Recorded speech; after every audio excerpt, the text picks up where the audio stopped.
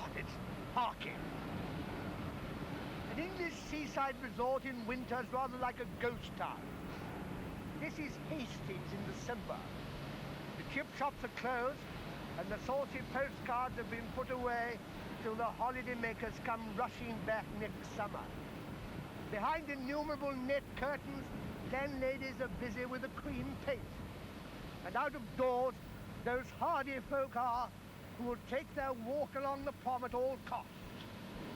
If I was one of those, I'd be pausing now halfway through my constitutional. I'd have had my soft-boiled egg, read the births, marriages and deaths, and generally disapproved of the news. I'd have checked the likelihood of rain accurately and read the corporation weather report. The afternoon will be whiled away with a nap and a visit to the library. And every few weeks, there's a play on at the local theatre to look forward to. There's nothing I like better than a good murder play, especially if it's by Agatha Christie, and is blessed with one of those inscrutable Jeeves-like butlers. Yes? Up to that time, Dr. Christie had not returned. I've just heard the news. Oh, it's awful, just awful. Are you... Inspector Cahoon of Scotland Yard. Then John was murdered? Oh, yes, Miss Gray, he was murdered. This is Hastings Theatre Guild's Christmas offering. Their last production was King Lear with a mammoth cast. The StablesTheatre goes from strength to strength, yet no one gets paid. I came here in search of that peculiarly English passion for amateur dramatics. It's always intrigued me to discover more about the army of people who sweat their guts out on the stage for the sheer love of it. So I came to watch their play evolve. And this is the audition. One of the principal provinces in India. He would have been the next viceroy, most probably, if it hadn't been for that terrible Labour government doing away with the empire. He's the right build for the part. He's the right build, yes, but I've got him really in mind for another part. A lot of people, you're not sure which type of character they can adopt in the play, or in fact who is reading for a part. And so they usually put in for quite a number in the hope of getting one of them. They say, I wish to play that part. Yes, I may have in mind one person for a particular part, but if they put down for something that I've not considered before, I've got to read, I didn't know read that. them through it, yes. But they rarely say, I wish to play Lord. Oh, yes, yes. The director was the first person I wanted to know about. What, I wondered, did Dudley Smart do for a living? The new rustic range, if you're going to have to shove a plug in there, you're not going to have enough give in the post to get it through. He's a manager in a plastics company where they make rustic fencing. Rather bad news for woodworms. Now, take it from there now. Well, come to the part about justice being done. It's what I've seen with my own eyes. And very nice eyes they are, too. Oh, go on. No, Deirdre. Look, can I show you what I want here? The next stage is the early rehearsal. This one is in the theatre bar. You take it back from Tim. We'll come to the part about justice being done. Come to the part about justice being done. It's what I seen with my own eyes. And very nice eyes they are, too. Go on. And turn away from me, simper a bit there. And then pause. Well, Saturday afternoon it was, the very day of the murder. I went to shut the bedroom doors. You see, you're all conspiratorial with him here. You don't want those people out there or in there to hear. I went to shut the bedroom windows because it looked like rain. And I happened to glance over the banisters. And what did I see? I don't feel very well. Now they're on stage for the first time. Of course, no whodunit is complete without a corpse. And changing Reg de Havilland into one turns out to be fraught with problems, both physical and temperamental. When you get the shot, take it here. I'll take it from there. And come down, trying to make for that door there, and not such a dramatic bit of ballet work here with your legs all up in the air, like a dying horse. Go down, and I should roll over rather than try and force your way onto your back. Okay. do. It's the first time he's taken this through with the steps up there. It threw him completely, and he just couldn't cover the distance in the time. You could fall down the steps. No. What are you doing? It's got to Put that thing down. Why, you... Oh! He's supposed to be shot with a 38. Well, if he really was shot He'd with a have been 38, blown he'd been through the wall. and... I can't do it tonight. No, go on. Go on. Do it the way you did it the first time, I'll Rich, do it. but don't do this ballet act on the floor with your legs up in the air. We're giving him a complex. What are you doing? Put that thing down. Why, you... Oh! Reg, by the way, was a professional actor, but turned salesman when he got married. This time, Reg has got it right, and the rehearsal moves forward. You've got the wrong vase. What did you say? You've got Joy Tunnicliffe, playing Midge, is a convent school teacher. You'll have to do something about these flowers. When you come in with them, can you have them prepared, put them down there, so that they're reasonably accessible to take up one by one. Then you won't get in a mess, you won't drop them over there, and you'll have the timing right for when you do really put them into the second vase.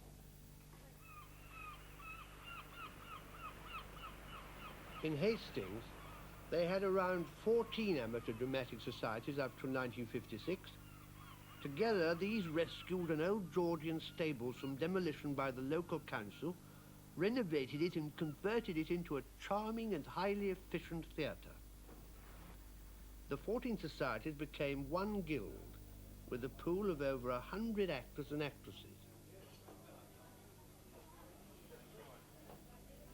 Landlord, what have we got in the way of my room? Huey, George? The local boozer, an indispensable part of every theatre, was where I learned that amateur dramatics is a whole way of life. Dick Perkins, the guild chairman, met Sybil, his wife, in an operatic group. No, a lobster. A lobster. And Dudley met his wife Jessie in a production of this same play 15 years ago, while he was helping out backstage. Right, John. Start with 15. Okay. When you're ready, sir, 15. French window on the OP side of it. George Leach works for the Department of the Environment. Just leave it at that. John Pryor is a work-study expert. Right. Kill 19 and 20. Right, now, can you give me 13? And 19... Right, now it's too much. Take it down to 7.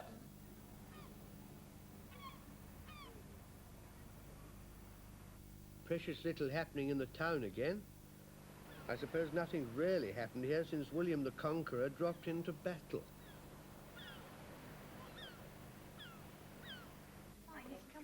Things are really hotting up now, aren't they? We're all getting ready for the big day. That's getting close, isn't it?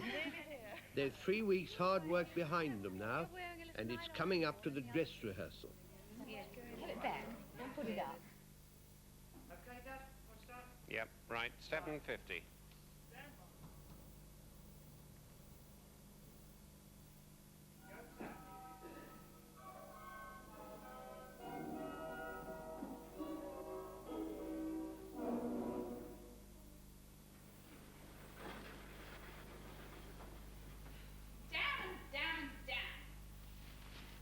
Not going well.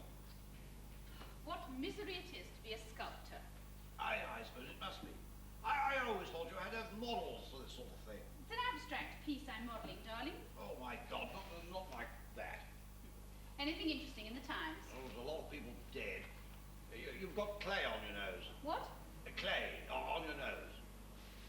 Yes, that's right. Now it's all over your face, dear. Does it matter, darling? Evidently not.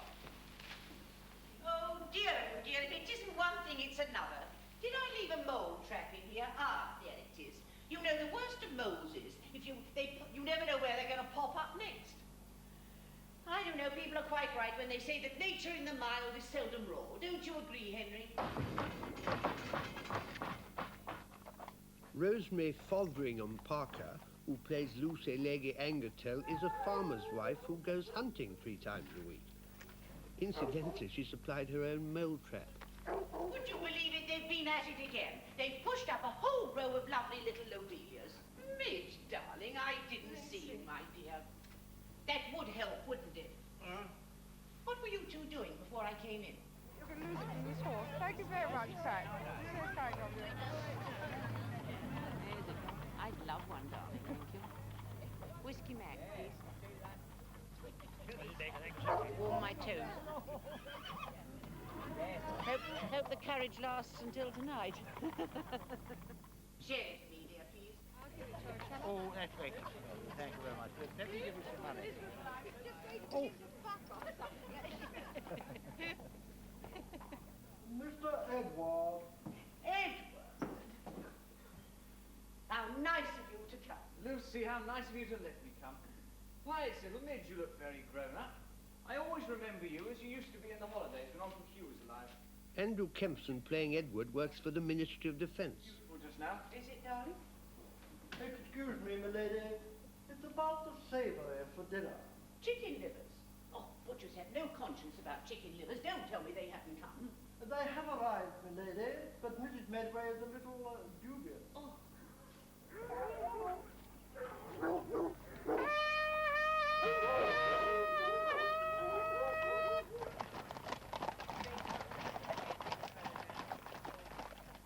Her ladyship's fat, isn't she, Mr. Gudgeon? Certainly not. Her ladyship has a very keen intellect. This is Deirdre's first part. Been all over the world with Sir Henry. Good evening, Gudgeon. Good evening, Gudgeon. Very warm still. Very warm still. Deirdre's mother, Vivian Hart Kendall, plays the neurotic Gerda Christo. That's when John walks up to You don't mean that. Oh, John, you don't mean that. If you hated sick people, you wouldn't be a doctor, would you, dear? A man doesn't become a doctor because he has a partiality for sick people. It's the disease that's interesting, not the patient. You have odd ideas, Gerda. But you do like curing people. I don't cure them. I hand out faith, hope, and probably a laxative. It's the disease, it's the, You're tired, John. Yes, I'm tired, very tired. You work too hard. It's just this wretched lobster.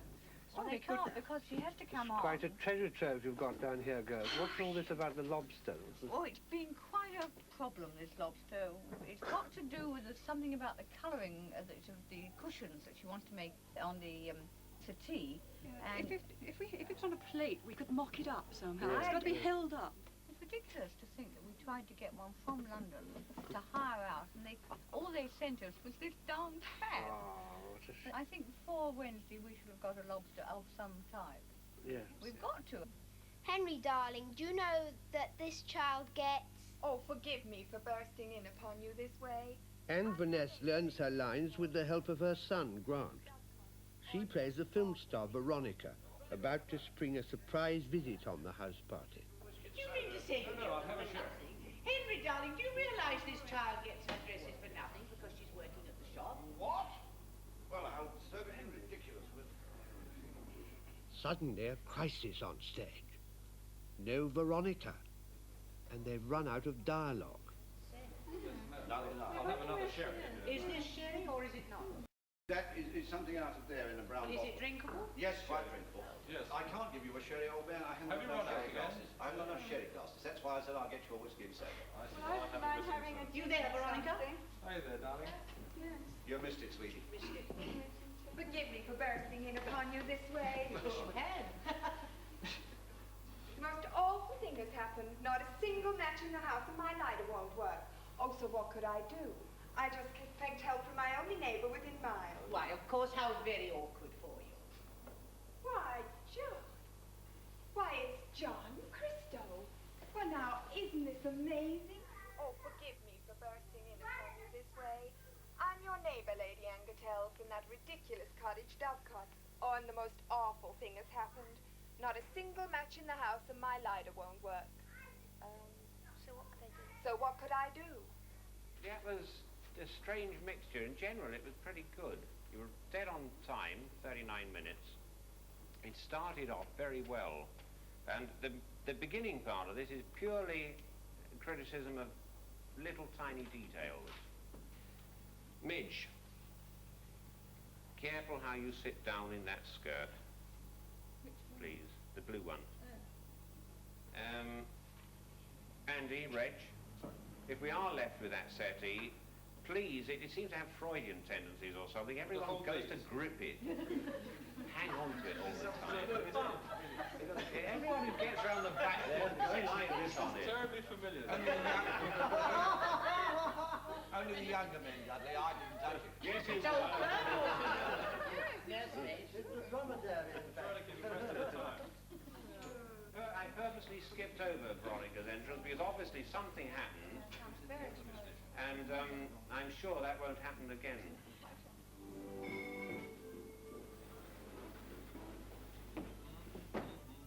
It's coming up to John Christo's death. I'm holding my breath to see how Reg manages it this time. Put that thing down.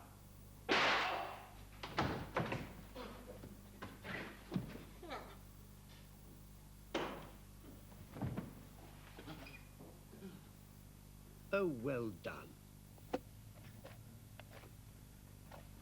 One of the detectives who will investigate the foul deed is played by Tim Mergens, who works for the gas board. Tim told me he's played coppers so often that he's actually applied to become one. They all know something, Penny, but they're not telling us. Henrietta, I haven't said anything. I thought you'd rather I didn't. But you do know, don't you, how sorry I am? Sorry that John Christo's dead. I meant sorry for you. I know it's been a great shock. Shock? Oh, but I'm tough, Edward. I can stand shocks. Was it a shock to you? Susan George is a housewife and mother of 4 children. Glad, I suppose. Were you glad? It's about the only thing I do that's outside family, home, work, and all those dull, ordinary things of life, you know? But you love it. Why do you get so dug into it? Well, it takes you out of yourself, doesn't it? Makes you into a different person what you are in everyday life. Gives you a chance to, I don't know, produce some emotions that society tells us we mustn't show anymore. One moment living, breathing, and the next dead. Gone. Emptiness. Oh, the emptiness. I'd really like to play a part. It's the woman in love who doesn't get her man, the heartbroken type, the real tragedy. This is the part I would like to play absolutely straight. You're a romantic, then, aren't you? Yes, I suppose so. And you love all those romantic things. There's not much romance left in life, is there? Oh, there is. Well, as long as you say that, of course there is. That's what it's all about. You rang, sir? Oh, yes, Gudgeon. Do you think you could tell me to whom this handbag belongs? I'm afraid not, sir. I don't recollect ever having seen it before. I could ask her ladyship's own maid. She may be able to tell you that. Thank you.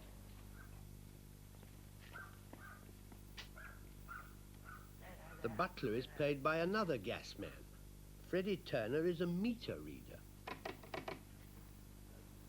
just occurred to me, sir, if I may make a suggestion. By all means. It might possibly be the property of Miss Veronica Cray. Veronica Cray? The film star, is she in this part of the world? Good morning, madam. South Eastern Gas Board. May I read the meter, please? Yes, in the cupboard. Thank you. Thank you. Ah, little doggy barking. It is this cupboard, isn't it, madam? That's it. 1458. 1458. Yes, we know. She occupies the cottage 100 yards up the lane, sir. Dovecote, it's called. So you know who I am? I'm very fond of a good film. How charming of you. I'm over in England to make a picture. So, Dr. Christo and you were a friend of yours? Yes, but I haven't seen him for years. I came over last night to borrow some matches. Of course, you have automatic lighting for the 4 burners. But a couple of those either side there, which the gas goes down from the burner and lights up this automatically. It's a safety. That thoughtful gas board also supplied Inspector Cahoon in the shape of John Mergens, ex-pro actor. I see. Do you do terms on these cookers? Terms on cookers at the moment are you more or less write your own ticket. That's all a pack of lies. Can I have my Certainly, Miss Gray. But I'm afraid I shall have to keep the gun. Gun? The inspector and the detective sergeant are in real life father and son. Smith & Wesson, same caliber as killed John Christo. Don't you think you can frame me? I'll phone my lawyer. Send a copy of the report to the client and say that in these circumstances there doesn't seem to be anything very much further. Dick Perkins, the guild chairman, is a solicitor. His clerk, Sue Dengate, works the lighting board, and Dick plays Sir Henry. Well, once the police are looking for them, I'm not going to compete. We'd like a little further information. According to her statement, she picked it up from the floor by her husband's body. But we only assumed, quite naturally, that that was the gun with which Dr. Christo had been shot. Do you mean to say that it wasn't? We've just had the report from our ballistics expert.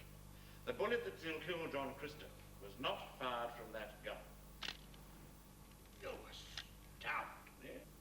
One thing I really like to play is a very heavy dramatic part, a vicious part, which really, you know, you've got to pour everything into it, and completely different from my usual nice self. One I'd like to do is a chronic alcoholic, a real degenerate, the type of Ray Milland type of part. I've always wanted to be the real villain. I don't mean the Long John Silver type, but the type who gets the girl tied to a chair and he wants to know where the plans are. And he comes up with a cigarette and says, "Now, my dear, you're not going to hold out on me. Now, where are these plans? It's a beautiful eye. What a pity to put the cigarette in. Where are the plans? Where are the plans?" That sort of thing. I'd love to do a part like that. Butlers and dirty old men are what I Particularly dirty old men. The caretaker was, of course, dirty You old did man. a The beautiful old man in performance in Roots. that, too. Yeah. Lovely performance it was. I thoroughly enjoyed it. I mean, it wasn't at all nervous. I'll never get another part like that, of course. Did it take you out of yourself, did you? Well, I can't say that I acted the part off stage, because if I did, I'd soon be run in.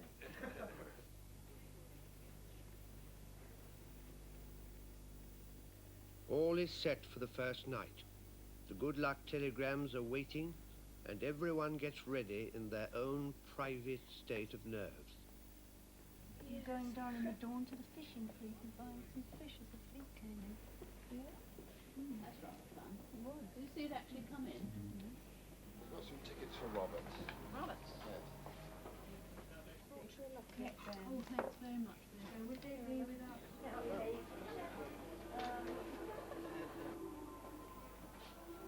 Five minutes, please.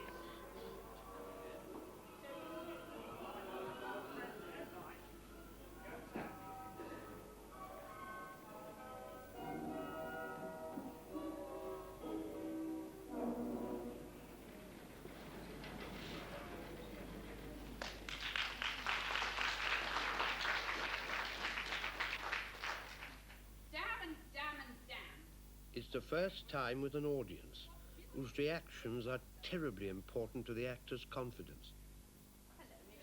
Property department miraculously produced a rare lobster from somewhere. Tradesmen are just like gardeners. They take advantage of one not knowing. Don't you agree, Edward? Soon, however, Lady Angertil had to carry it at arm's length. It began to pong rather badly, and by the fourth performance, the audience was seen energetically fanning their faces with their programs. I wondered if a cushion this colour would look rather nice. How do you feel about it? The sound lady got all her noises in the right places. Household, I see to it that everything is done to spare her ladyship trouble and annoyance.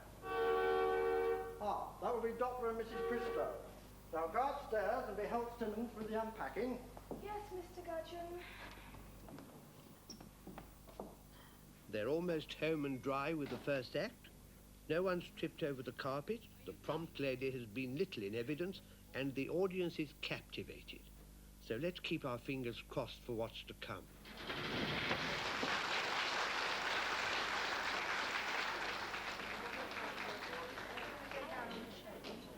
Have you got a favourite actress in the cast already? I think the young sculptress girl's very nice. She's perhaps the most perceptive of the characters, but in Agatha Christie, you know, you always have one like that. Why do you like him most? Well, they talk a bit louder. Oh, heavens, well, I know them all. So... And why did you come to this one? Somewhere to go. My mum and dad have gone out with her mum and dad tonight. Have you any idea who's going to be the murderer? I don't know who's going to be murdered yet. Reg expires magnificently, but there's still a curse on this scene. Sir Henry, in a gust of enthusiasm, comes rushing through the French window too soon. He retreats in confusion. Luckily, only one member of the audience seemed aware of the mistake. Dr. Christo, sir. What's happened? Wounded. Wounded? How did it Bring for happen? a doctor, Gutch. The Freudian sofa once again draws the actor's hands to its comforting protuberances. Oh, yes, of course. I will do everything. The nerves are over. They have the audience eating out of their hands. Actually, this is my first murder. Indeed. Now, the just and gratifying conclusion. Well, get me the police station, please, will you?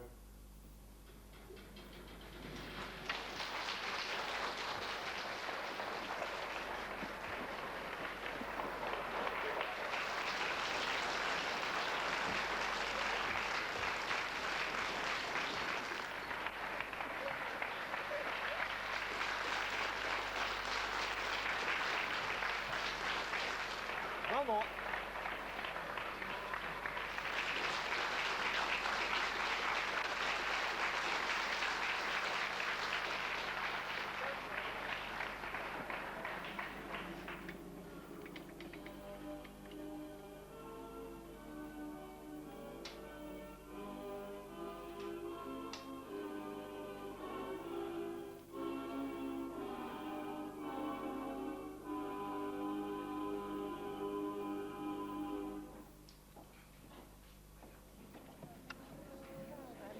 Well done, Deirdre. How'd you enjoy your first part?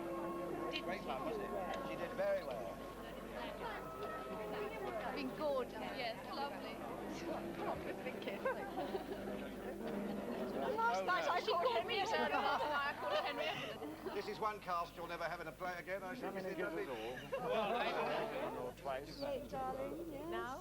What's that? Dudley, please put it in the center. Because, on behalf of my house guests and myself and the corpses who are now revived, And the police. this is with our love and appreciation for all your kindness. We hope we've done you credit. We've had such a happy week, and we hope it's been happy for you. Thank you very, very much. Yeah. It really has been happy. He's a jolly good fellow. He's a jolly good fellow. And so say all of us. And so say all of us. And so say all of us. He's a jolly good fellow. A terrible sense of loss after the last night, you know. You think, oh dear, it's the end of everything.